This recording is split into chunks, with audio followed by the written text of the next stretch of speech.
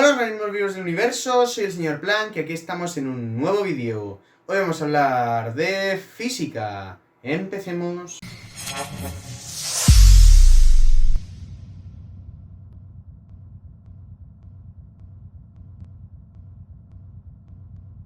Bien, hemos acabado en lo básico acerca de sistemas de partículas, entonces por petición popular voy a empezar sólido rígido.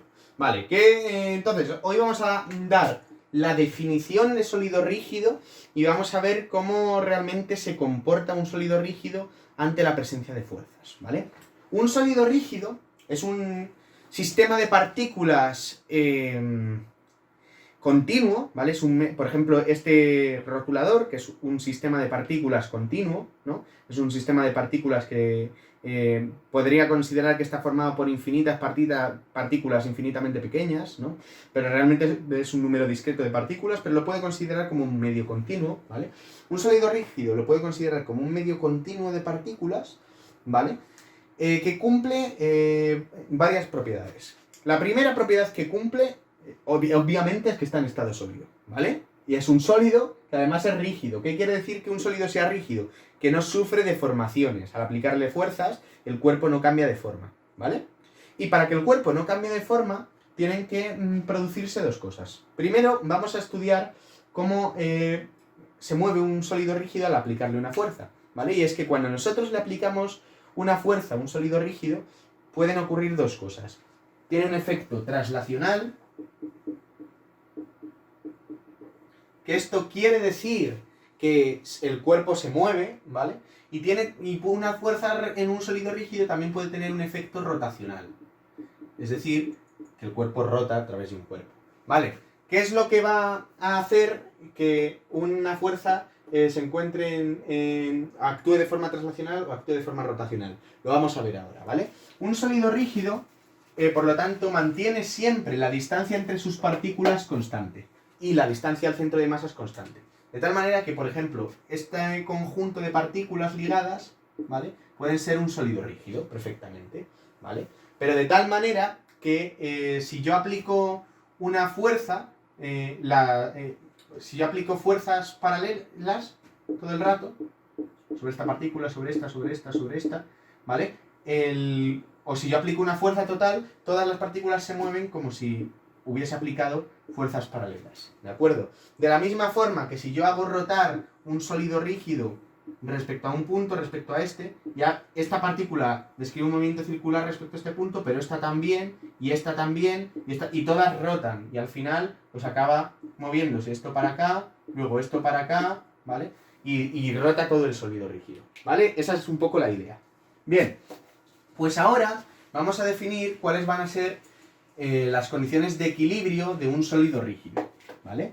Las condiciones de equilibrio de un sólido rígido requieren, pues, de varias cosas. Lo primero, eso lo vamos a definir después, es igual. Lo primero que tenemos que tener en cuenta es la primera ley de Newton, ¿vale?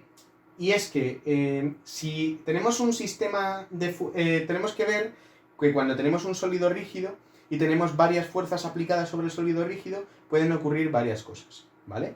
Todo sistema de fuerzas aplicado a un sólido rígido, si esas fuerzas son concurrentes, se puede sustituir por una fuerza resultante, ¿vale? Es decir, si yo tengo aquí un sólido rígido y yo aplico sobre el sólido rígido varias fuerzas que son concurrentes, es decir, cuyo extremo incide sobre el mismo punto, ¿vale? Si yo calculo el torque de estas fuerzas, ¿no? Si yo calculo la suma de todas estas fuerzas, me puede dar una fuerza resultante, que la voy a llamar fuerza FR, ¿vale? Aplicada en este punto, ¿de acuerdo? Y ese punto es precisamente el centro de masa, ¿vale? La suma de todas las fuerzas aplicadas sobre un sólido rígido puede ser, si estas fuerzas son concurrentes, puede ser sustituida por una única fuerza resultante aplicada en el punto de incidencia, que va a ser siempre el centro de masa. Bien, pero ahora, ¿qué es lo que pasa si tengo fuerzas que están aplicadas en distintos puntos? Pues ya no puedo hacer eso, entonces tengo que recurrir al torque y tengo que recurrir a otro tipo de historias. Ahora, para estudiar cómo van a actuar las fuerzas sobre un torque, o sea, sobre un sólido rígido, es necesario tomar la definición física de torque de una fuerza, ¿vale? El torque nos dice la capacidad que tiene una fuerza para hacer rotar un cuerpo. Hay que recordar que una fuerza sobre una partícula solo la va a hacer trasladar si solo actúa una fuerza, ¿vale? Pero si actúan varias también la puede hacer rotar. Entonces, una fuerza puede tener una doble capacidad. Capacidad de hacer trasladar una partícula y capacidad de hacerla rotar. Y si tenemos un sistema de partículas, obviamente también va a hacer rotar algunas dependiendo de cómo. Fijaos, por ejemplo, si yo tengo este sistema de partículas, ¿vale? Y yo aplico aquí una fuerza, y yo aplico aquí otra, esto se va a mover para acá y esto se va a mover para acá y esto no va a parar de dar vueltas. Con lo cual, esas fuerzas ahí tienen un efecto rotacional, perdón. Entonces, fijaos, si consideramos un conjunto, un sólido rígido de partículas, ¿vale? Y las fuerzas que están actuando sobre este sólido rígido son concurrentes, es decir, su extremo, tienen extremo en el mismo punto, ¿vale? Podemos sustituir todas estas fuerzas por una fuerza resultante aplicada en dicho punto, ¿vale? Como la suma de todas las fuerzas. ¿Por qué podemos hacer eso? Por lo siguiente. ¿Cuál va a ser el torque total de este sistema? O sea, la capacidad total de hacer rotar el sólido rígido que tenga la fuerza resultante.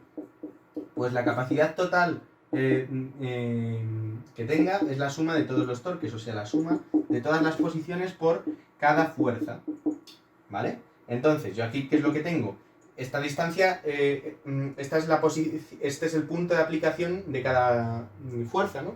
Entonces, esto, como es un sistema de fuerzas concurrentes, R es constante, con lo cual sale y tenemos R por la suma de todas las fuerzas, que es R por la resultante, ¿vale? Por la fuerza resultante. Con lo cual, si las fuerzas son concurrentes, va a producir el mismo efecto rotacional, la suma de todas estas fuerzas aplicadas en este mismo punto. ¿De acuerdo? ¿Sí? Con lo cual, para que la fuerza, podemos reemplazar todas las fuerzas por una sola fuerza, porque esta fuerza va a tener los mismos efectos traslacionales y rotacionales. Bien, pero ahora fijémonos, si resulta que todas estas fuerzas no actúan sobre una sola partícula de un sólido rígido, ¿vale? Sino que actúan en el conjunto del sólido rígido, o sea, tenemos un conjunto de fuerzas que actúan en un sólido rígido, pero no concurren en el mismo punto, ¿vale? Entonces vamos a tener una serie... Entonces no vamos a poder hacer esto, ¿vale? Porque el torque ya no va a ser igual a... O sea, el responsable de la traslación es siempre la fuerza resultante, ¿vale? La fuerza resultante responsable de la traslación. Y el torque, que es la capacidad que tiene de hacer rotar la fuerza, el torque resultante es el responsable de la rotación. Entonces, tenemos que generar para poder buscar un equivalente de fuerzas, tenemos que generar en nuestro sistema una fuerza o algo que tenemos que generar un equivalente más sencillo que nos genere los mismos efectos traslacionales y rotacionales, ¿vale? Entonces, la suma de todas las fuerzas me va a dar una fuerza que va a ser igual. Entonces, el efecto traslacional está cubierto, ¿no? Si yo sumo todas las fuerzas que están aplicadas, una aquí, otra aquí, otra aquí, ¿vale? Y obtengo otra fuerza, entonces el efecto traslacional está cubierto. Pero el efecto rotacional no, ¿vale? Porque aquí, como no están a la misma distancia, no son fuerzas concurrentes, entonces el torque no va a ser una distancia por la fuerza resultante, sino que va a cambiar, ¿vale? Entonces, ¿cómo podemos solucionar esto? Pues hay que introducir el concepto de dupla, ¿vale? O sea, de copla o de par de fuerza, o par de torsión. ¿Y qué es eso? Pues son un par de fuerzas que son iguales y de sentido opuesto, aplicadas en distintos puntos. Aquí y aquí. ¿Por qué? Fijémonos. Si nosotros sumamos estas dos fuerzas iguales y de sentido opuesto, F1 y F2, ¿no? Me tiene que dar 0. O sea, la resultante de esta fuerza es 0. Por lo tanto, como la fuerza resultante de la dupla o de la copla es 0, no produce traslación esta fuerza, este par de fuerzas. No produce traslación. Y eso es lógico. Fijaos, si yo a este rotulador le aplico aquí una fuerza y aquí otra, Solo lo estoy rotando. Y sí que produce rotación. ¿Y cómo justificamos eso? Pues justificamos eso de la siguiente manera. Va a producir, además, una rotación... entonces, ¿qué es lo que ocurre? Que sí que produce rotación. ¿Por qué produce rotación? Porque el torque que tenemos aquí va a ser R1 desde un punto, por ejemplo, desde aquí, hasta F1, ¿vale? Y R2 hasta F2, que sería esto de aquí, ¿no? Entonces, R1 y esto es R2. Por cierto, a esta cantidad que hay aquí, ¿vale? Se le llama B1 y B2 se le llama brazo de palanca.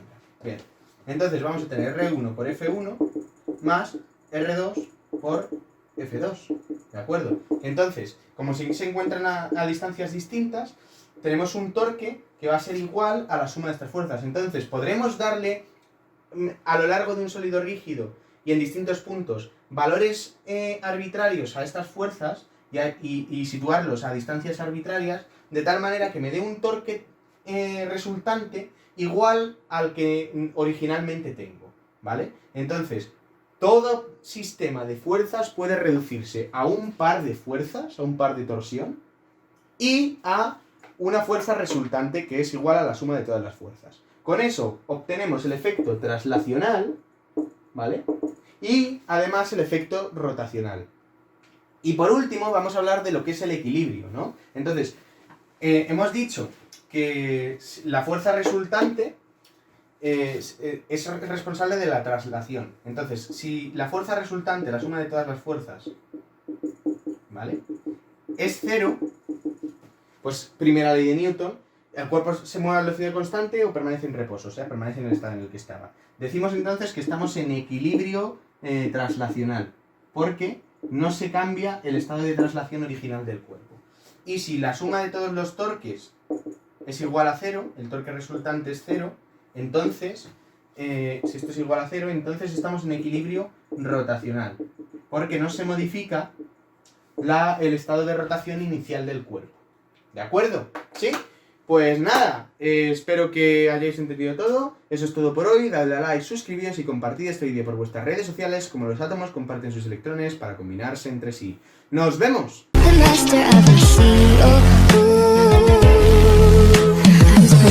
From a young age, taking my soul into the masses, writing my poems.